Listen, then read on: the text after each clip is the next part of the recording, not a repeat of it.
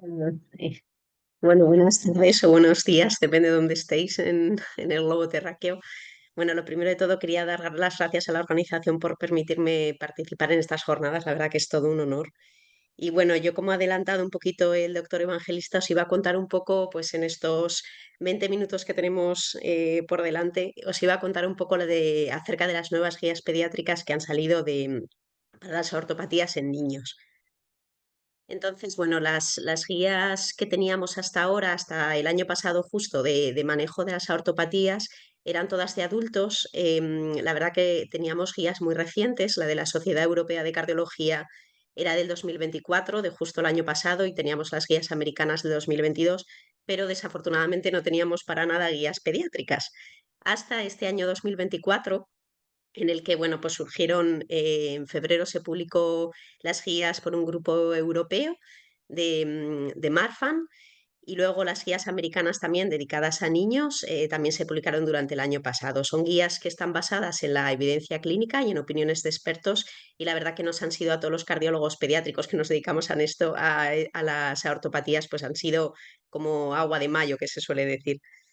Entonces, el problema que tenemos todos los cardiólogos pediátricos con toda la patología en general cardiológica en niños y en particular con las aortopatías es que todas las guías son siempre de adultos. Entonces, toda nuestra práctica clínica pues, se basa, la extrapolamos de esas guías de adultos, y yo siempre pienso que los niños, particularmente para determinadas enfermedades, pues no es un adulto en pequeño, ¿no? Sino que son completamente diferentes, se comportan diferentes, y en particular en las aortopatías.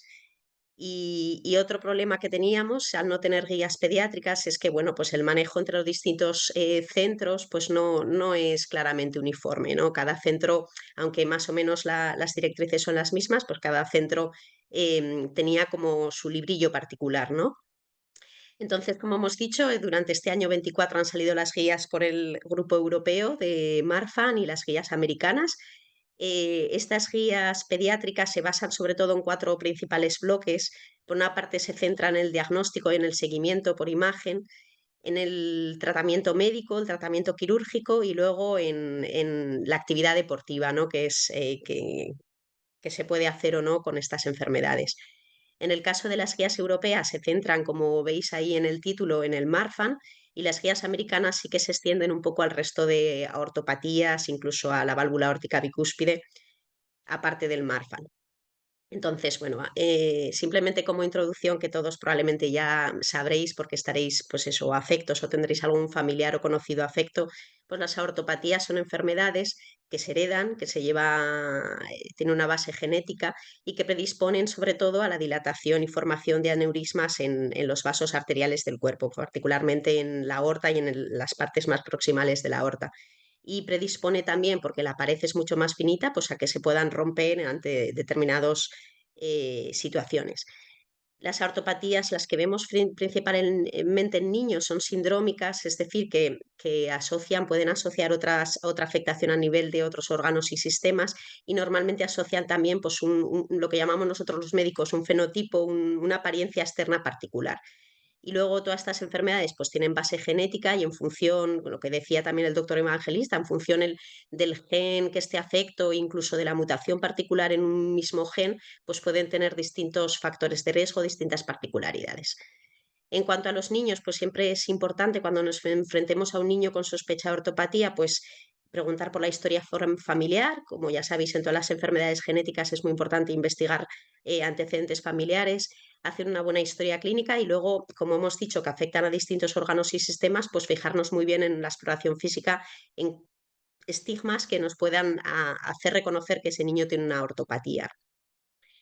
Hablaremos primero del Marfan, que es un defecto en el tejido conectivo. Yo siempre digo a las familias que el tejido conectivo es como el cemento, ¿no?, del cuerpo, y por eso es una enfermedad que afecta a distintos órganos y sistemas, y sobre todo pues, va a estar muy presente en los ojos, como ya sabréis todos, en todo el tejido musculoesquelético del cuerpo y también en lo que es el corazón y los grandes vasos, fundamentalmente, y es lo que va a marcar, afortunado o desafortunadamente, el pronóstico de estos pacientes.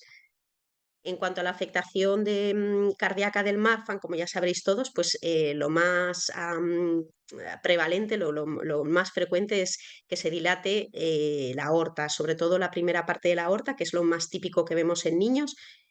También se pueden dilatar y afectar otros segmentos de la aorta, pues más alejados de esa primera parte, pero en niños es verdad que es poco común.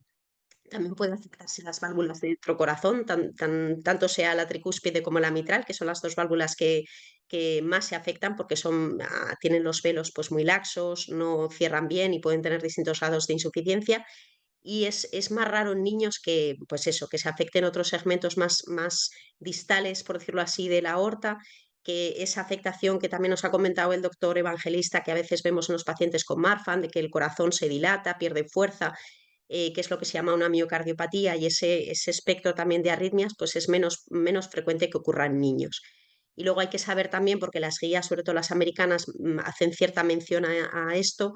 Hay una forma de Marfan que es especialmente severo, que es el Marfan de comienzo precoz, que se dan niños, vamos, tienen manifestaciones desde edades muy tempranas en la vida, son fenotipos, son cuadros muy severos, con dilatación aórtica significativa ya desde pues, poquitos meses o años de vida y con mucha afectación también valvular, y el pronóstico, lógicamente, pues es peor. Entonces, el diagnóstico en niños simplemente pues lo hacemos con una serie de características que nos fijamos en la exploración física, que se llama score sistémico. Es verdad que en niños, sobre todo cuanto más pequeñito es, pues las manifestaciones musculoesqueléticas pueden pasar, no están tan patentes, se suelen desarrollar más cuando van creciendo los niños y a veces se infradiagnostica por este motivo. Y luego los criterios de Gantt, que es como usamos nosotros para ver un poco la probabilidad, hacer el diagnóstico de clínico de Marfan.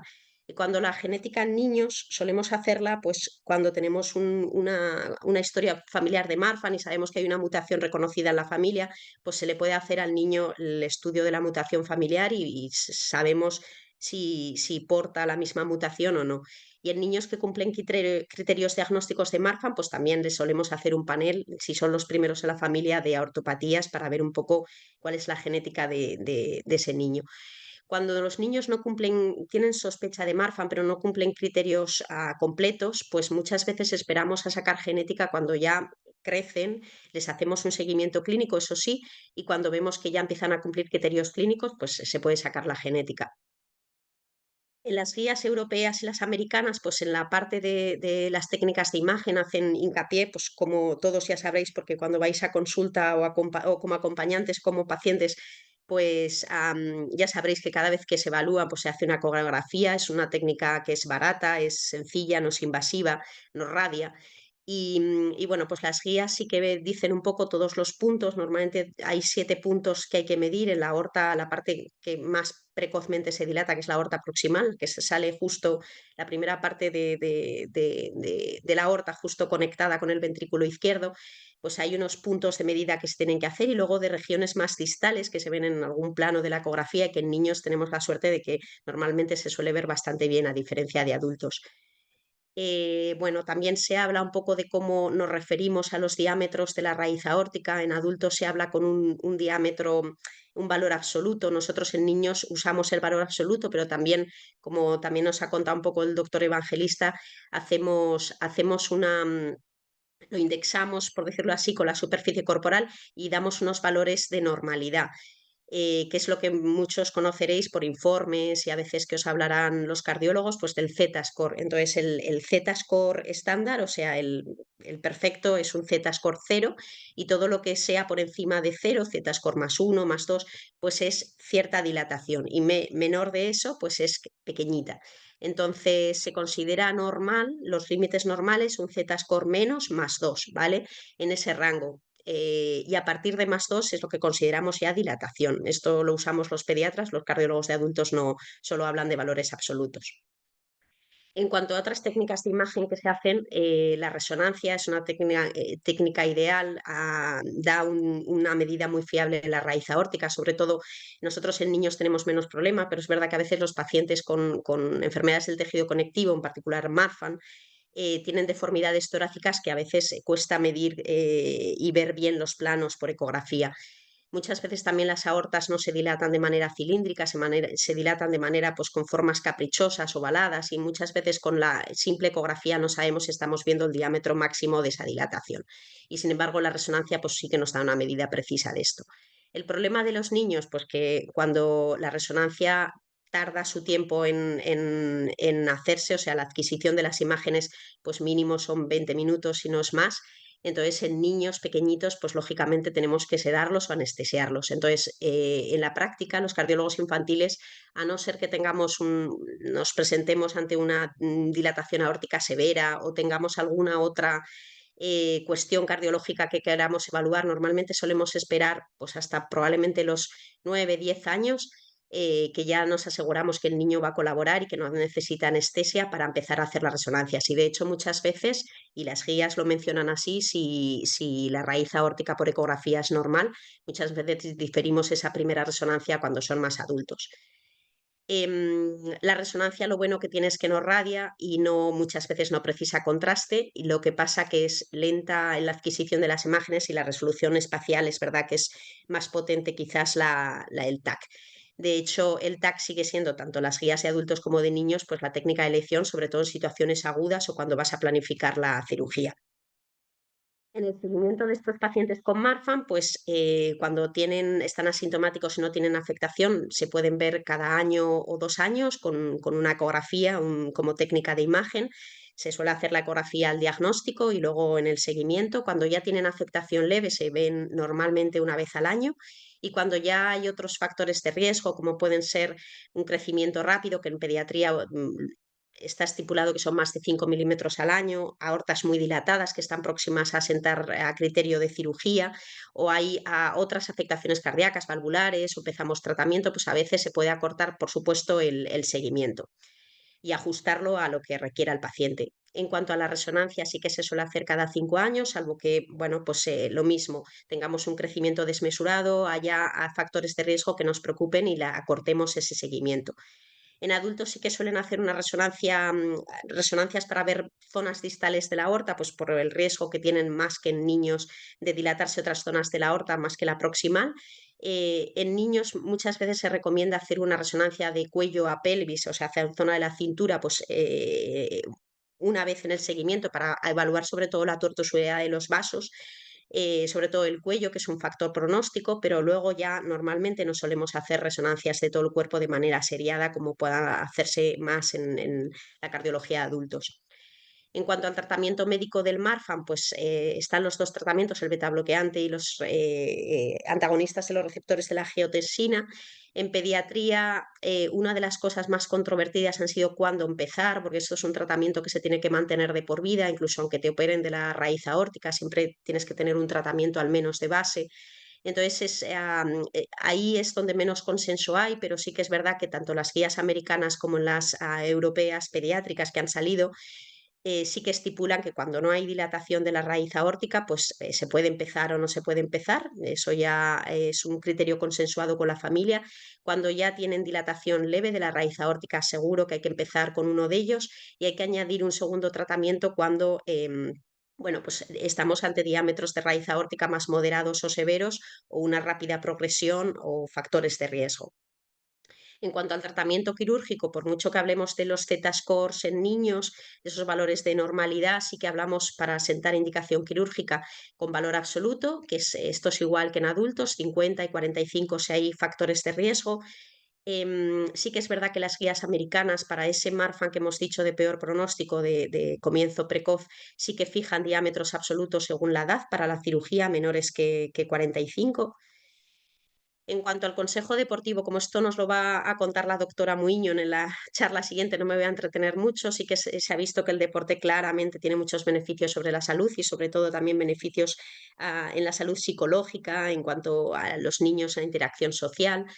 Sí que es verdad, bueno, pues que siempre existe esa preocupación del efecto de los cambios bruscos de la presión arterial con el esfuerzo sobre una pared aórtica que pueda estar dilatada y que es más fina, por decirlo así, el efecto que pueda tener. Y por eso es importante pues fomentar un deporte, pero de manera segura. Siempre a la hora de dar un consejo deportivo, siempre hay que individualizarlo, siempre una vez que tengamos una revisión cardiológica al día, ¿no? Y siempre pensando en los otros sistemas que también pueden estar afectos en el paciente, el riesgo que puedan tener pues de una posible desprendimiento de retina y por sus condiciones de toda esa afectación musculoesquelética, pues hay que prescribir el ejercicio y siempre de manera consensuada pues con la familia y con el paciente. En general, los deportes de competición hay que evitarlos, los deportes que tengan, que sean de potencia también hay que evitarlos, ejercicios intensos, federados, deportes que tengan riesgo de impacto, que hagan maniobras de valsalva pues muy desmesuradas, pues todo eso hay que evitarlo. Sí que es verdad que en los niños pequeñitos se recomienda el ejercicio físico en general sin restricción. En niños más mayores que se estipula la edad de 10 años un poco de diferencia, ¿no? De menos de 10 años, más de 10 años, más de 10 añitos que ellos hacen deportes más competitivos y se meten más un poco en el deporte en sí. Si no tienen raíces aórticas muy dilatadas, sí que pueden hacer deporte a nivel siempre recreativo, a cualquier intensidad. Y si ya tienen diámetros más dilatados, factores de riesgo, pues ya la intensidad se limita a intensidad más bien por debajo de moderada, es decir, que puedan hacer ejercicio y puedan hablar a la vez, mantener una conversación. Las guías americanas son bastante parecidas y no me voy a entretener mucho porque luego lo hablará la doctora Muiño. Y en cuanto al síndrome de Lois-Dietz, aquí ya son las guías americanas, pero las europeas solo hacen mención al Marfan infantil, pues simplemente saber que hay 6 tipos, que los dos que implican una afectación normalmente más severa, incluso hemos dicho que es raro que haya una disección en un niño con Marfan en la edad pediátrica, pero sin embargo en el Lois-Dietz tipo 1 y tipo 2 sí que puede haber a edades más precoces, pues disección aórtica. Em, y también pueden tener afectación valvular y muchas veces particularmente algún tipo de loistis sí que pueden asociarse a defectos congénitos que normalmente suelen ser simples, a cardiopatías congénitas simples, aparte de otra afectación extracardíaca, ¿no? Estos pacientes, en cuanto al seguimiento, sí que aquí hacen diferencia entre los dos subtipos de Lois-Dietz, que el tipo 1 y el tipo 2, que son los que más riesgo hemos dicho que pueden tener de dilataciones más precoces, incluso de disección. En principio, cuando no hay afectación, tienes un síndrome Lois-Dietz y no tienes afectación cardiológica en las pruebas de imagen, pues el seguimiento puede ser pues, una vez cada año, 2 años, pero sí que cuando empiezas a tener dilatación aórtica, sí que el seguimiento ya empieza a ser cada 6 o 12 meses. En el caso del tipo 1 o tipo 2, lo que hemos dicho, en el resto, cuando es una afectación leve, se puede diferir un poquito más el seguimiento y conforme va empeorando pues dilatación aórtica, pues lógicamente el seguimiento va estrechando y sobre todo pues si ves que si vas viendo que el crecimiento de esa aorta pues tiene un crecimiento un poco desmesurado, antecedentes familiares de disección aórtica de edades precoces, pues el seguimiento pues se va estrechando. En cuanto a el tratamiento médico, si no hay afectación cardíaca, pues lo mismo. En principio no hay una indicación estricta de empezar medicación. Esto siempre consensuarlo con la familia. Cuando hay afectación leve, se suele empezar con un tratamiento y lo mismo, en el Loistis tipo 1, tipo 2, por su mayor agresividad, pues también somos más agresivos con el tratamiento. En cuanto vemos que el diámetro de la raíz aórtica progresa, pues ya añadimos terapia dual, doble tratamiento. En cuanto a la cirugía, los diámetros son de cirugía se meten a quirófano para operar la raíz aórtica antes, con diámetros menores. Y en función de la edad, sí que las guías, en este caso las americanas, que son las que hacen mención al Lois-Dietz, pues determinan unos diámetros según un poquito la edad, ¿no? En el deporte lo mismo, una decisión consensuada con la familia, con el paciente, con el médico. Siempre eso, actualizar un poco las revisiones cardiológicas, oftalmológicas, traumatológicas para hacer una buena prescripción del ejercicio. En estos pacientes con Lois-Dietz muchas veces hay que tener mucho cuidado porque pueden asociar con mucha frecuencia inestabilidad de la columna cervical y hay que también valorar todo, ¿no? No solo lo cardiológico, sino todos los posibles riesgos a nivel de otros sistemas. Y en cuanto al Ehlers-Danlos, es una de las aortopatías pues, probablemente menos frecuentes, aunque probablemente su frecuencia esté infraestimada. Muchas veces en niños es muy sutil la presentación y de hecho muchas veces lo que vemos pues, son niños que salen pues, hematomas con frecuencia, o sea, o con pequeñas heridas cutáneas, pero es verdad que no hay que dejar de recordar que el 20% de los pacientes antes de los 20 años tiene un evento aórtico y esto es importante porque es una presentación muy severa.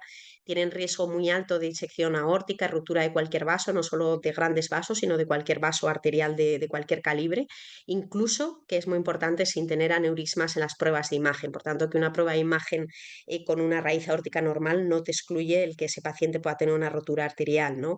Aunque sí que es verdad que el ver un aneurisma pues aumenta la probabilidad. En cuanto al seguimiento, pues mucho más estrecho, ¿no? Porque es más agresiva la presentación. Cuando no tienen dilatación aórtica, sí que pueden verse pues una vez al año o incluso año y medio. Y cuando ya empiezan a tener dilatación aórtica, pues el seguimiento hay que estrecharlo. En cuanto al tratamiento, pues como es poco frecuente, no está muy estandarizado, pero en muchas partes del mundo se usa el celiprolol, probablemente al diagnóstico. Sí que se ha visto en algún artículo pues, que puede disminuir los efectos cardiovasculares adversos. También en muchas partes del mundo usan los inhibidores de los receptores de la angiotensina, los betabloqueantes, que también se ha visto que comparado con no dar nada, pues sí que disminuyen los eventos. Y en el deporte, pues aquí sí que los casos son anecdóticos, las recomendaciones son mucho más, con menos evidencia, ¿no? Y siempre hay que pensar que estos pacientes, pues eso, tienen mucho riesgo de rotura arterial, también de otros órganos, muscular, entonces hay que tener mucho cuidado con ellos, probablemente sean los que más preocupen, ¿no? Pero bueno, esto nos lo contará Laura en la siguiente charla y nada, muchísimas gracias. Pasamos ahora a las preguntas.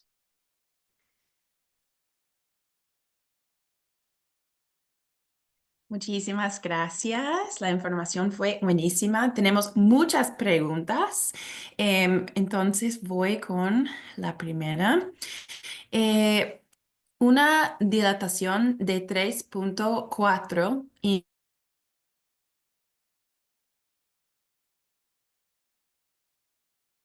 She's having some Zoom problems. She will be right back.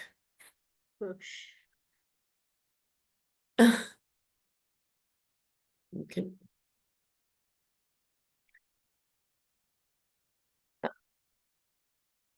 Bert, can you jump in the Q&A, maybe ask one of the questions? She's coming back. Okay, because I'm trying to find the Q&A. Okay.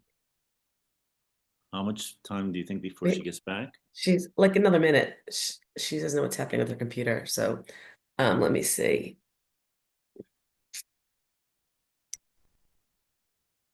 Should be a Q&A button on the bottom. Can you see it? Yep.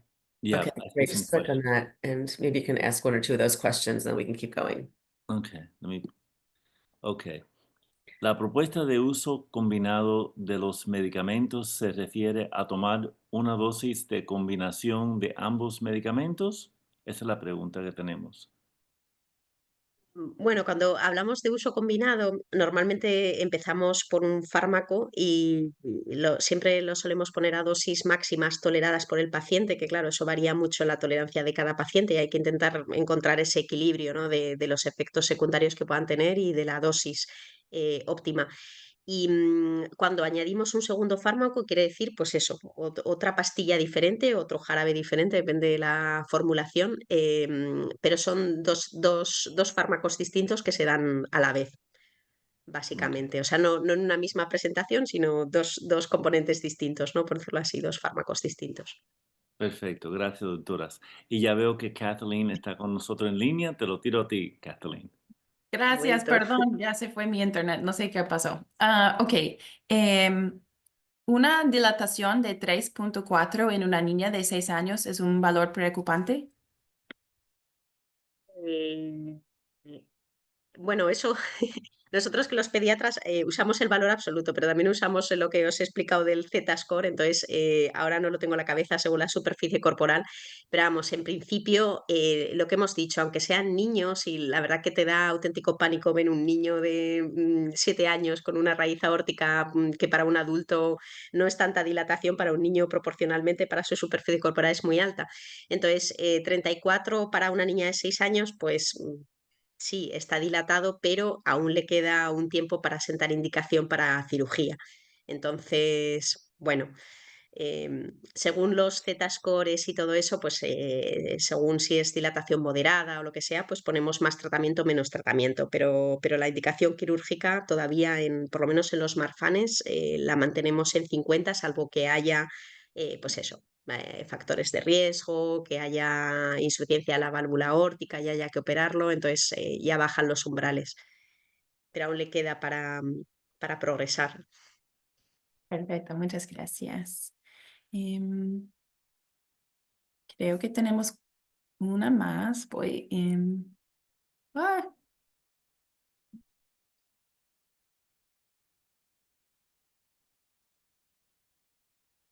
yo lo vi uno de niños, perdón. Ok. Ahí está. ¿Cuál tipo de ejercicio? Yo sé que en la próxima charla vamos a hablar sobre ejercicio, entonces solo vamos a preguntar sobre ejercicio específicamente en relación a pediátrica, ¿verdad? Porque yo sé que en la próxima charla, para que sepan todos que vamos a hablar mucho sobre ejercicio, pero específicamente si doctora Elena tiene ideas para niños. ¿Ejercicio físico? Sí. Sí. Pues bueno, la verdad que me alegro que estas nuevas guías pediátricas sean más, porque hasta ahora la verdad que las guías de las ortopatías han sido muy restrictivas para los pacientes con Marfan. Y esto lo he hablado yo mucho con la doctora Muiño y con compañeros que se dedican a ortopatías en pediatría. Y la verdad que me alegro que se haya abierto un poquito por decirlo así, un poco el espectro de poder dejar a los pacientes hacer ejercicio físico, porque bueno, ahora nos contará la doctora Muiño, pero es maravilloso hacer ejercicio físico, tiene muchísimas pues ventajas. Entonces, bueno, yo creo que lo que hemos dicho en la charla y que supongo que nos contarán más adelante, que al final el ejercicio físico siempre que sean evitando deportes que tengan riesgo de impacto, de impactos, todo lo que hemos comentado de cambios en la presión que hagas intratorácica, ¿no? Que puedan afectar a una aorta dilatada. Y siempre que el deporte sea seguro, pues la verdad que nosotros en la consulta solemos dejarlo, siempre haciendo hincapié que eso, que sea de manera recreativa, que no sea nada federado, ni ejercicios que supongan unos entrenamientos intensos en absoluto y con una intensidad leve moderada. Suele venir muy bien la natación, por ejemplo, que yo creo que muchos pacientes de la consulta pues hacen natación. Y bueno, yo creo que bueno, nos lo contará Laura, pero la prescripción del ejercicio físico individualizada, yo creo.